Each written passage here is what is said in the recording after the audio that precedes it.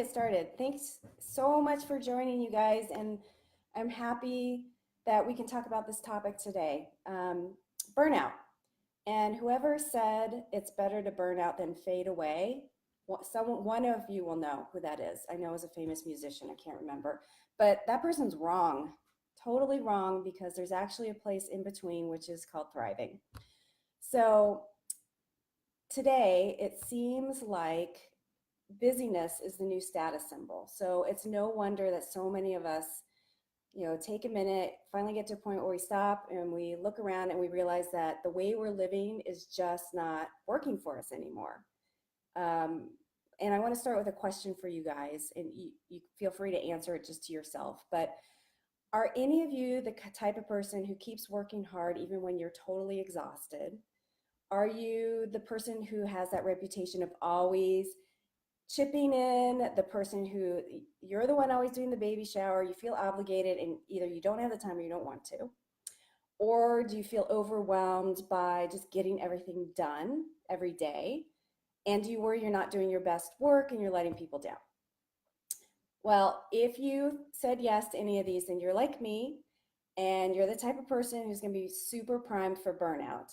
And it's super important to recognize the signs and symptoms so you can stop it, because I'm telling you, I burned out a year ago and it can be so detrimental, first of all, physically, then emotionally, mentally. It impacts your relationships, it can impact your work, it impacts everything.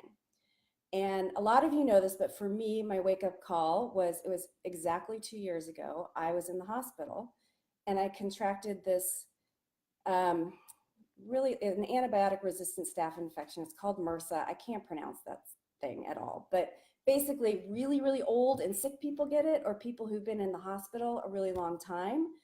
And the thing is, there were signs. There were so many signs, and I could have completely prevented it.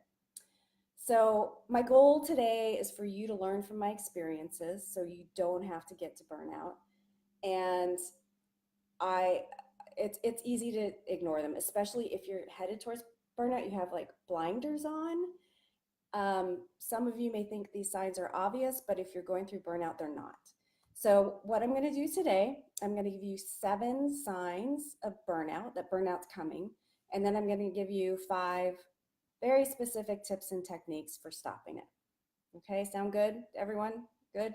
Okay, so what I want to ask you first, are you so exhausted all the time, even with a full night's sleep, and you may be getting your 8 hours every night for weeks and weeks, and you're still not feeling rested? That is one of the early signs. I did Bob Dylan cards. So the first one is feeling always exhausted. It's not normal at all if you're feeling this way for weeks and weeks and weeks. Okay, so first one. The second one is, I'm calling this seriously silly mistakes. And I said seriously because they can be silly mistakes, but it's a very serious sign that something else is going on. So here are some examples. Maybe you leave your phone in the Uber all the time, or maybe you lock yourself out of your car. Maybe you forget your best friend's birthday, things like that. For me, the seriously silly thing I did was I went and got groceries. Took my cart and I, put it, like, left the grocery store and was really good about putting the cart back in the whatever, the little container thing where all the carts go, and got in my car and drove off and realized that I didn't unload any of the groceries. They were still in the cart. I mean, it's just a sign. That's a sign of overwhelm. Okay, I have notes over here, so if I'm looking that way. Do you guys ever feel super bored at work, even though your to-do list is like this long, and you just can't seem to get motivated, even though you're a person who always is an achiever and you want to get things done? That's a sign. So the next one is being bored. And what this means is that obviously, you are uninspired by your work.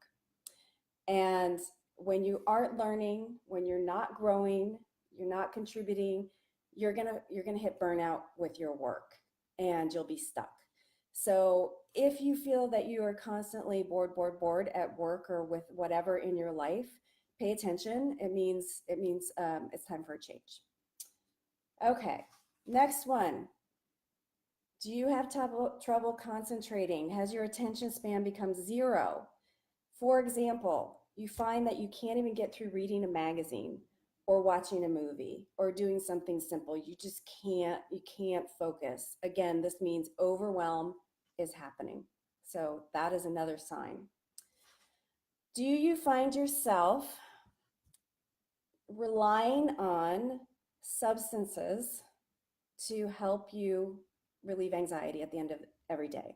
So, for example, when you are at work or whatever during the day, are you thinking about, God, I can't wait to get home and have my couple glasses of wine? Or you start smoking again. If you're thinking about things that are external helpers to relieve anxiety and stress, it's becoming a dependency. For me, it was Ambien. I'm gonna be totally open about it. I looked forward to my Ambien every night because I knew I would just relax.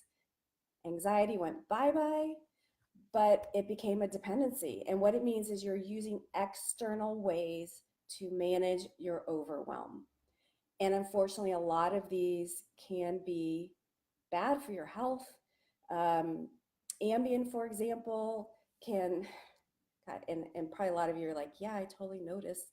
It can impact your memory, your short-term memory, and it can make you super cranky and it can make you even depressed.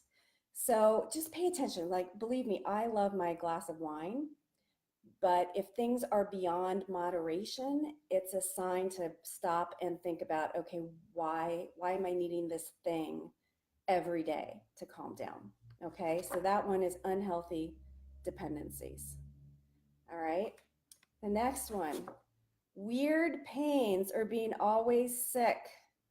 So do you have like these headaches that won't go away? Do you all of a sudden have like a stomach issue or like this weirdness, pain in your arm, or are you sick all the time? That's a sign that uh, you're heading towards overwhelm and burnout. For me, I had chronic sinus infections. And then at one point, and some of you at Universal might remember this, I got this giant weird rash on my face. And I didn't change any of my skincare products or anything. And it was bad. Like I had to really cover it up. I think it was before a big meeting or something. And of course, because I'm an achiever and a perfectionist, I kept going. I went to the doctor, I got the antibiotics, I got the steroids, and didn't really stop and think, why is this weird? Why am I getting a rash? And what happened is those medications wiped out all the good bacteria in my gut, and that's why I got the staph infection. I had no good bacteria to fight. So, of course, go to the doctor if you have physical symptoms, but here's the deal. If you ignore stress for long enough, it's gonna come out in your body. Your body's gonna sit up and shout at you, and it's not gonna be fun. It's gonna come out. And don't do that to yourself. Health is everything. So if you are having consistent or unusual illnesses, pains, whatever, think about it. Just take a step back and really think what is going on in your life to cause that. Hey, everyone who's joined. This will be on video later if you are behind, but I'm talking about sign number 6, weird pains and being always sick. All right, the last one. I'm also guilty of this one, but do you find that you've become Mr. or Ms. Cranky Pants? And I don't mean you're just not a morning person. I mean extreme crankiness. Like you're snapping at your spouse all the time. Maybe you're even talking back to your boss. Guilty of that, sorry. Um, Here's the worst part. You may not even be aware that you are this cranky and irritable. And unfortunately, and sometimes embarrassingly, someone may have to approach you very cautiously because you're cranky and tell you that you are taking out your stress on people who don't even deserve it. They did nothing wrong. So this is what I mean about having the blinders on when you're headed towards burnout. You have no idea. Although there may be signs like if you melt down over little things like someone driving really slowly in front of you, but honestly, sometimes you have no idea. Okay, so those are the seven. Those are the seven. I'm going to do a quick recap before I go onto the tools. So the first symptom that you're heading towards burnout, being always exhausted, no matter how much sleep you get. Okay, always exhausted. Making seriously silly mistakes, like you're just a space cadet. That's another sign. Being so bored with your everyday life, even though you're like a motivated person, you just cannot get stuff done. All right. Your attention span goes away. You just can't concentrate. Another sign that you're not functioning at your healthiest. All right. Unhealthy dependencies. Do you need a substance or something that's not that great for you to help you relax on a consistent basis? It's a sign. All right. Weird pains, being always sick, pay attention. And the last one, I was guilty of this. I was super Ms. Cranky Pants. Yeah, another sign. So you're probably asking, okay, what can I do about this? And I guess the question is, have any of you had any of these signs or symptoms? Does this sound at all familiar to anyone? If not, or have you seen someone who has these signs and symptoms? I'm guessing for some of my universal folks that you probably have noticed people like this. But this is all happening because there is a deeper misalignment within yourself. You are not living as authentically as you can be, and you're not taking care of yourself physically, emotionally, and spiritually. And when I say spiritually, it means you're not connecting with your inner and true self. So here come the five techniques. There is an opportunity if you find that you're really close to burnout to really take a hard look at how your life is going and what is driving you every day, what fills you up with joy, and what are the things that bring you down. I'm not going to go into the specific techniques for that today because it takes a long time. It requires you to dig deep and spend some time working through it. I have to tell you, it's so rewarding.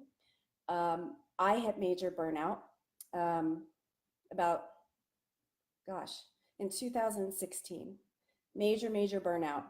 And honestly, and what I did, I ended up quitting my job because being in the hospital was a giant wake up call that I wasn't aligned in my daily life with what's healthy and fulfilling for me. And I spent a lot of time, I spent months and months really digging into it and am so fulfilled and happy today as a result. But it took time and you know, it's a process. So if any of you are interested in doing that exercise, let me know. I'm happy to help you with that because I could not recommend it more.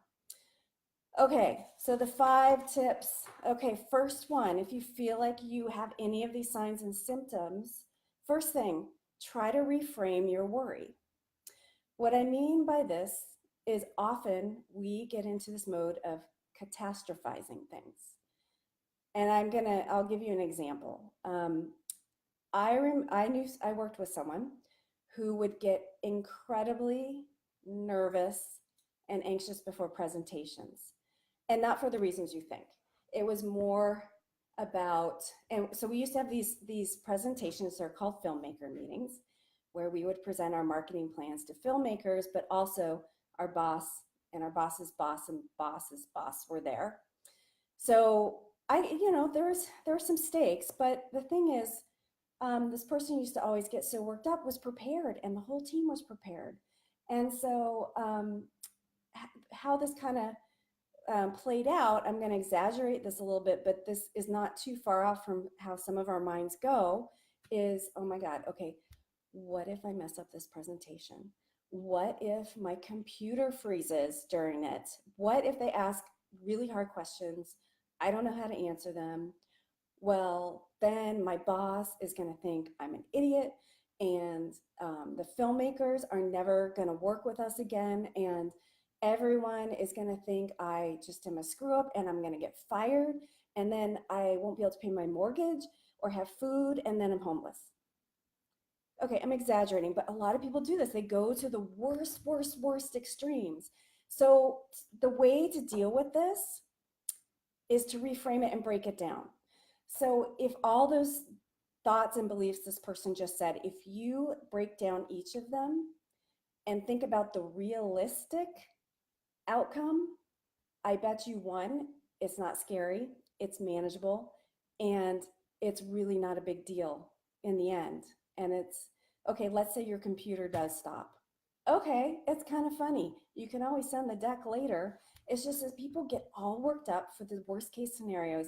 And usually, fear, whatever you're scared about, whatever you're fearing, whatever you're worrying about, it doesn't end up happening like 99% of the time.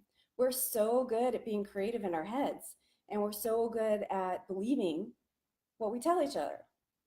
And I'm telling you, it's not true. And a lot of you know, my dad had some great sayings, and I kind of got to this by what he told me. He used to always say, "Don't borrow worry," and I didn't get it. I didn't get it for decades, but it's true. It's very, very unproductive. So here's another way to deal with extreme worry if you're in a situation where you're anxious or you're just freaked out. Ask yourself, will this situation cause me the same amount of worry, grief, stress 6 months from now, a year from now, 5 years from now? You know what? Probably not.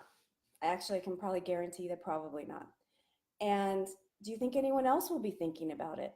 Again, probably not. And here's the tip.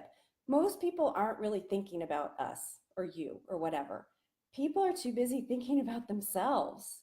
And so whenever you're feeling self-conscious or worried, remember that it's really not a big deal. Okay, so hopefully that made sense. Next one is set your boundaries. So people talk about boundaries all the time, but this is something you will own.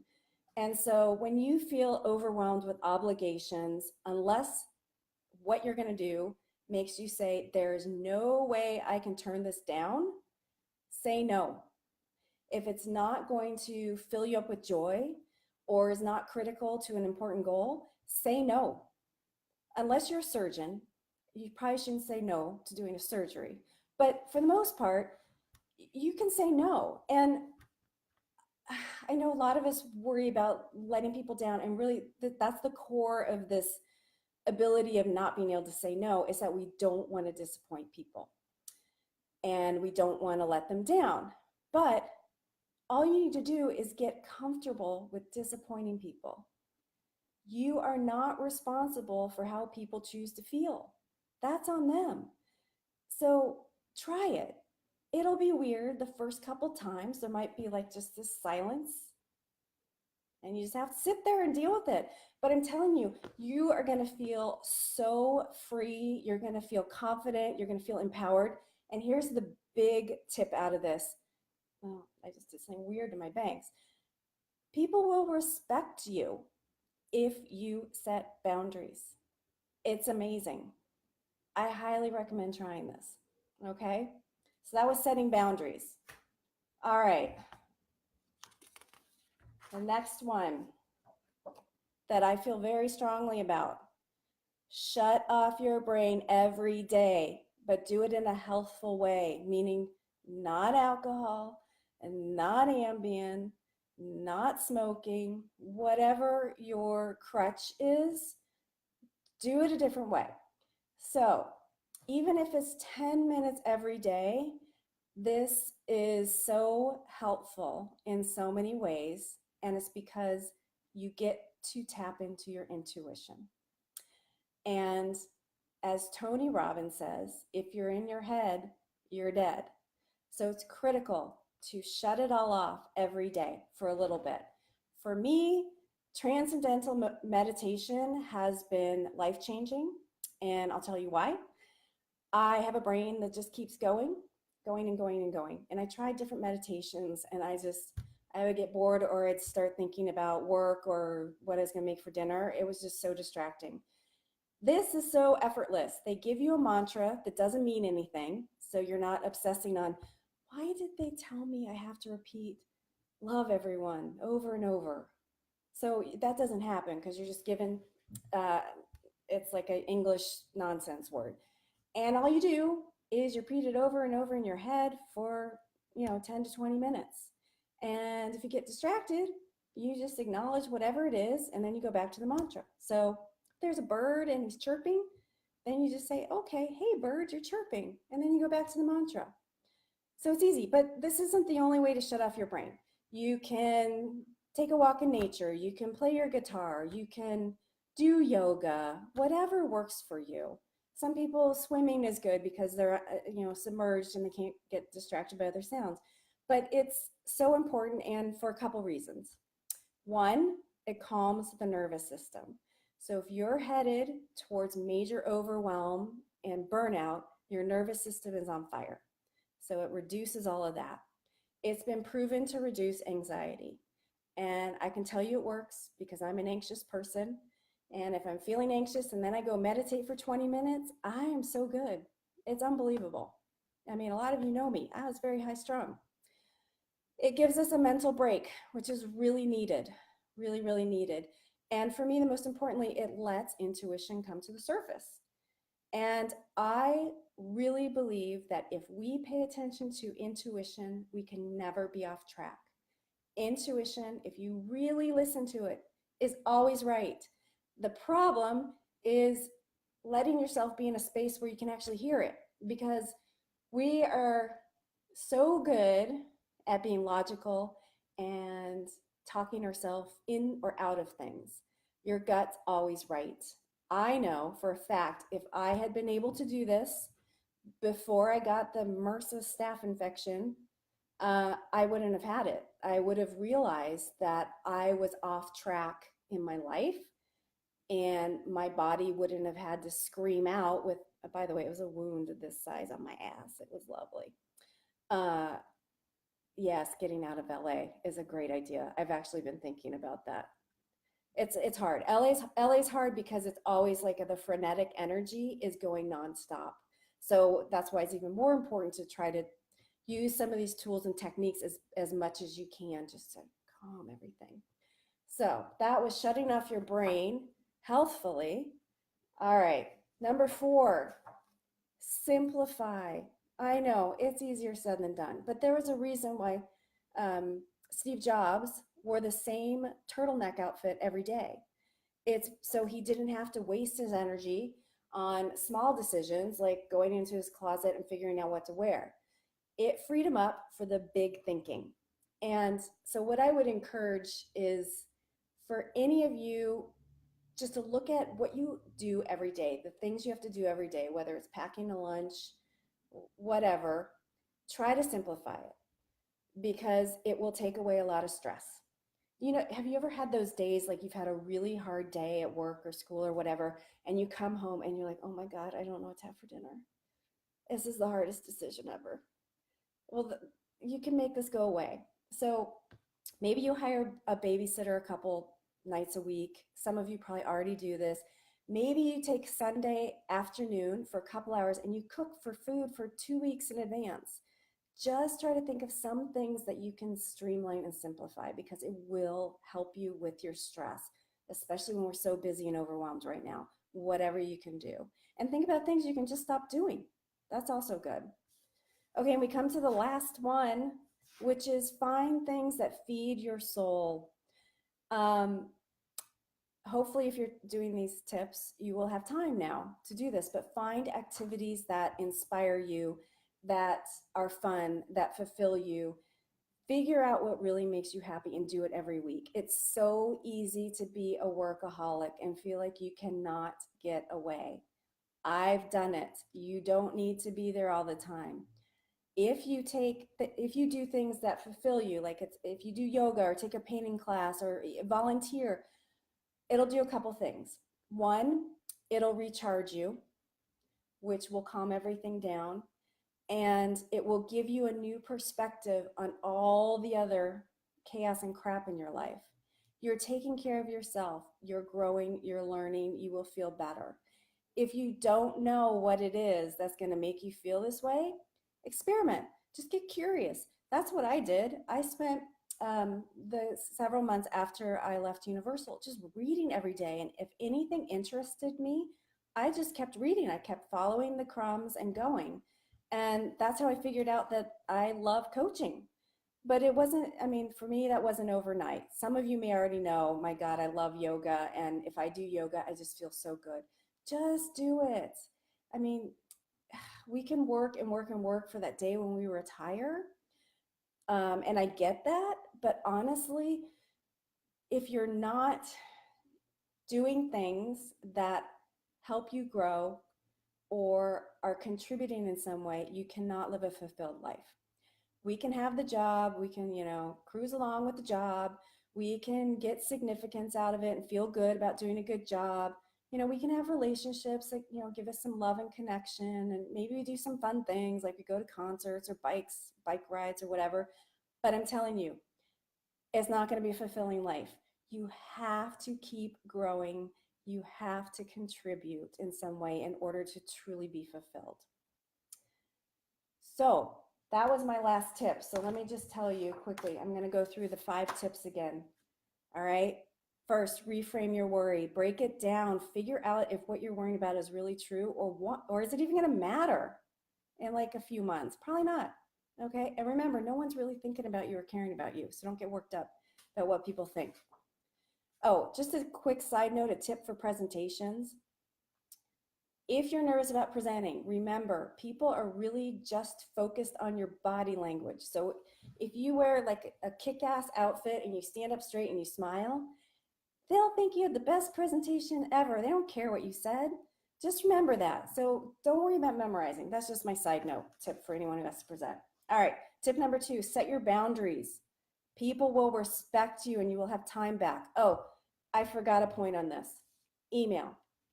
Email is not urgent. It's not. We're in this society where we feel like we have to check all the time. We have to be on our phone all the time. It's not urgent. If it's urgent, someone will text me, they'll call me, or they'll show up in person. So if you can train people about how your communication flow is, you are going to remove so much stress. Email is not urgent. And I know a lot of you work in corporate America and you feel like it is, but if it's urgent, they'll figure out another way to get you. So take yourself away from that addiction to email. All right, thanks for that. That was a sidebar. All right, set your boundaries. Next, shut your brain off healthfully every day. Super important. Figure out what works for you. That's healthy. That's not an external dependency. Simplify your life wherever you can. We can do it. I know you can do it. And last, figure out what feeds your soul and make sure you do it every day, because it is going to make you feel good and happy and help you deal with the rest of the world. So that's it, guys. I hope you found this helpful, at least a little bit. For those of you just joined, it'll be up. You can watch from the beginning. I'd love to ask anyone have any questions about this before I sign off and let you guys go back to your lovely Sundays. Open for any questions. I think that's a no. Okay. Well, let me tell you, if you found this helpful at all, please feel free to share it with anyone. And if there's anything that I discussed that you'd like to connect on, further or deeper, feel free to reach out to me. My email is in the word section, whatever you call it, above. So thank you guys for joining. I appreciate it. Thanks for bearing with me, my first Facebook Live, and hopefully there'll be more of these. If you have any subject matters you think you think it would be helpful, let me know. Shoot me a note. Let me know, because really this is to help you, and I just want to make sure that you guys are enjoying your lives to the fullest. So anyhow, thanks for joining, and hope to talk to you soon. Okay, bye. Oh, it's not an iPad. I can't click with my finger. Yep, see, I'm a beginner. All right, thanks guys. Bye.